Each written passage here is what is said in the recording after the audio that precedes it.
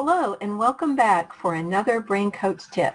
I'm Jan Bedell, the Little Giant Steps Brain Coach. Thank you for being proactive and alert to anything that can help your child be more successful. This is especially important if you are suspecting or already have the label of ADD at your house. I am glad you are here because I'm seeing developmental inefficiencies that can cause a cascade of negative effects for our children. Many of these negatives are the root cause of symptoms listed for ADD. This doesn't mean there is something wrong with your child. It just means some developmental steps were missed or not solid enough for good functional abilities. For instance, our culture has changed from an auditory emphasis to a very distinct visual society. It's our conclusion that the negative effects of becoming a visual society have a lot to do with the epidemic of ADD diagnosis that we're experiencing. It's not that we have a better testing procedures that makes it where more people are labeled. It's because the culture is really changing. Today, my special guest Michelle and I are going to explore the realities of children with this label, how this can be avoided by putting some knowledge into action, and also what can be done to correct the issue if you see evidence of ADD-type symptoms already. Now, let's get a mom's perspective by talking with Michelle, whose son had an ADD label. Welcome, Michelle, and thanks for taking time out of your busy schedule to share with the Brain Coach Tips listeners. Thanks for having me, Jan. It's my pleasure. Well, Michelle, you have been an integral part of what we do at Little Giant Steps for over 15 years. You know, she has walked side by side with our clients as our main client support person to make sure that these families are successful with the neurodevelopmental program that we designed for them. Michelle, how would you describe the reaction from parents as we go through the process of helping their children's brain work better and more efficiently? In a word, thankful. Parents are so happy to finally have a solution to their child's struggles that does not involve medication. They're amazed as they witness the changes taking place in their child as they work their neurodevelopmental program. It really is amazing to see the changes in the children, and we will talk more about your son's transformation today, too. Michelle, can you give our listeners a little history of what happened leading up to the time Aaron was labeled with ADD? Sure. When Aaron started kindergarten, his teachers raved about what a good student he was. They said he was so kind and obedient. Over the Christmas break of his kindergarten year, I had a major health crisis and almost died. It was very traumatic for my husband and I, and we tried to shield it from our two children. Soon after that, I started hearing from Aaron's teachers that he was having trouble sitting still and paying attention. I've always wondered if these two were connected somehow. I do think you have something there, as stress does very strange things to us. Well, as the years passed, Aaron's problems in school increased. In the second and third grade, he started coming home with tons of homework, work he didn't complete in school. I remember having him sit at the kitchen table for hours working on copying 2 sentences. I would work in the kitchen making dinner and check on him every few minutes to find that he hadn't made very much progress at all. It was very frustrating, to say the least. He just could not focus on schoolwork for any length of time, but put him in front of Nintendo and he could focus just fine. So we treated it as a discipline issue, but this gave us no results. It's just really hard to know what to do in a case like that when it appears to be a discipline issue. It may really not be. It just kind of depends on the situation. So what was recommended for Aaron? Well, one of his teachers finally came to us and told us she thought Aaron had ADD, even though by law she wasn't allowed to say anything like that to us. We were shocked as young parents, and we didn't know what to do. We took him to our pediatrician, and he recommended a psychiatrist. The psychiatrist diagnosed him with ADD and recommended we put him on Ritalin, and that's what we did. That's a really hard decision for some people. Did you have any concerns about that? Well, at the time, no. I grew up taking various medications for various health issues, and it felt natural for me at that time for Aaron to take medication to help him focus in school. Everyone was talking about ADD and ADHD and the benefits of Ritalin. As the years went by, Aaron didn't make good grades in school, but the teachers weren't complaining about him not focusing anymore. And at that point, you don't really know whether it's you think maybe it's taken care of because at least he's able to focus, and then you don't know for sure about his grades, whether that could have gotten better or not. Can you tell our audience how you found out about neurodevelopment and how that might help? Yes, Aaron's younger brother, David, was enrolled in a private school for children with special needs where you were doing a pilot program using the neurodevelopmental approach. I was volunteering at David's school, and my job was to take the children in one of the classrooms, one at a time, and do the ND activities with them. I was so impressed with the knowledge and science behind the program. I asked you about an individual program for my son, David, and as we were talking, I asked you if the ND approach would help Aaron with his ADD, and you said yes. I went home and told my husband, we need to get Aaron and David on this program. That was an exciting time. I remember that Aaron was 14 at the time. Did you have any resistance from him in this whole process, being a teenager and all? No, not at first. We started the program over the summer, right before his freshman year in high school. And we hit it hard, and we did about 3 hours of work every morning. Of course, I was working with both Aaron and David doing the program, so it took longer than normal. And then they had their afternoons to enjoy the summer. As you will remember, part of Aaron's program was occluding his left eye because he was mixed dominant. He was right-handed, but his brain was using his left eye to receive information. We were using an eye patch to occlude his left eye several hours a day, which was fine over the summer, but once school started, he really balked at the idea of wearing an eye patch to school. And I can't say that I blame him. But we talked about the end goal. Occluding was going to help him so he didn't struggle so much in school.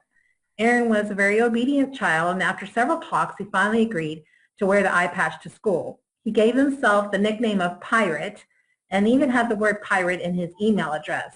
The boys at school teased him for a little while, but when he started getting lots of attention from the girls wanting to know why he had to wear an eye patch, those boys quieted down. That's pretty hilarious. At Little Giant says we work with a lot of homeschoolers, so the eye patch at school during school time isn't it really an issue. I'm very proud of Aaron for pressing through on this, even in that social situation. That's pretty amazing. If the child is in school and the eye patch is not an option there, we can work through that. But Aaron definitely did what was ideal, and it sounds like he got rewarded for it in the end, too. He sure did. Some people may think it was kind of late for starting a program like this at 14. What kind of outcomes did you experience when he was in high school? In the beginning, the changes we saw in Aaron didn't have that much to do with schoolwork, but had more to do with his character. Wow. We began to notice that Aaron wasn't as impulsive as he used to be. He was better able to control his impulses and began to think before he acted. Also, Aaron had always been a follower, which was a concern of ours. But after wearing the eye patch for 1 year, Aaron became a leader in school, in band, in the neighborhood, and at church. This alone would have been worth all the work we did on his neurodevelopmental program, but there's more to tell. Prior to the neurodevelopmental program, Aaron and David did not get along very well. Aaron didn't have very much patience with his younger brother, who was on the autism spectrum. However, after working on the ND program, Aaron's attitude toward David changed dramatically. He was much more patient and loving toward his brother. They became best friends, and later, when Aaron started dating, he took David with him as a chaperone on his date. Aaron even did some of David's neurodevelopmental program with him, which gave me a break. Wow, those are some great changes. I think sometimes we get kind of focused on academics so much that we forget what's really important in life, and that's character. What else did you notice? Another symptom Aaron had prior to the ND program is that he was constantly losing things. He couldn't keep track of his code or his Palm Pilot, which was an electronic device prior to cell phones, or his schoolwork. But after the ND program, he was more organized. Over the course of his high school years, his grades gradually and steadily improved. In middle school, he made C's and D's. During his sophomore year, he made B's and C's. By the time he was a senior in high school and while he was in college, he was making A's and B's. We only did the neurodevelopmental program with Aaron for 1 year, but it's like it fixed something in his brain, and from that point on, he started doing better and better in school. Even though he still had the label of ADD, since he was never retested after the neurodevelopmental program he did, do you think he still had the symptoms, and was he still taking medication? Well, the short answer is no.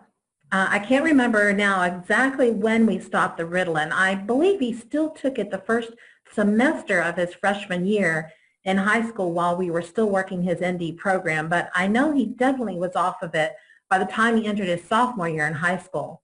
The only ADD type symptom that was left at that time was his room was still a disorganized mess, but he was still a teenage boy. Yeah, that can explain it, right? Yeah. Can you give our audience some hope for their children that may have the ADD label by sharing some of where Aaron is today? I would love to. This is my favorite part. Aaron is 33 years old now. He's married and has 4 precious children. He is the vice president and co-owner of a small telecommunications company. He has a black belt in arnis, which is a hand-to-hand martial arts, which is quite an accomplishment. He is happy, confident, outgoing, and organized.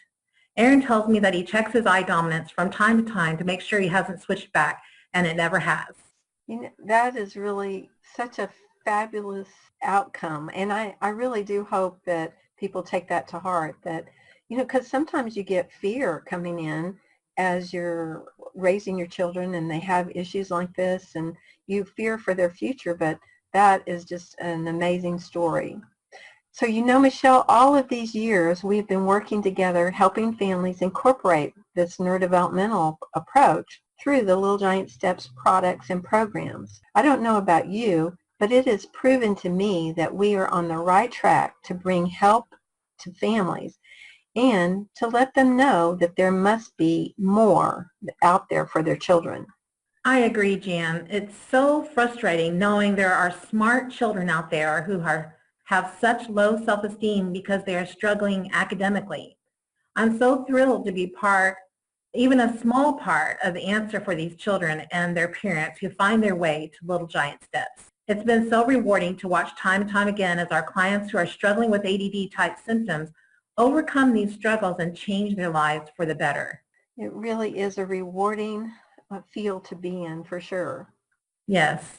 It's a wonderful, we call it a God team, because God has brought people that have had good experiences with their own children, and they've partnered with us over the years, and you're a really important part of that. Thank you. I want to encourage all of you out there to sign up for the newsletter on the homepage at littlegiantsteps.com. It provides more neurodevelopmental tips as well as frequent discounts for products and programs. Little Giant Steps also has many free articles and tremendous resources available there at littlegiantsteps.com.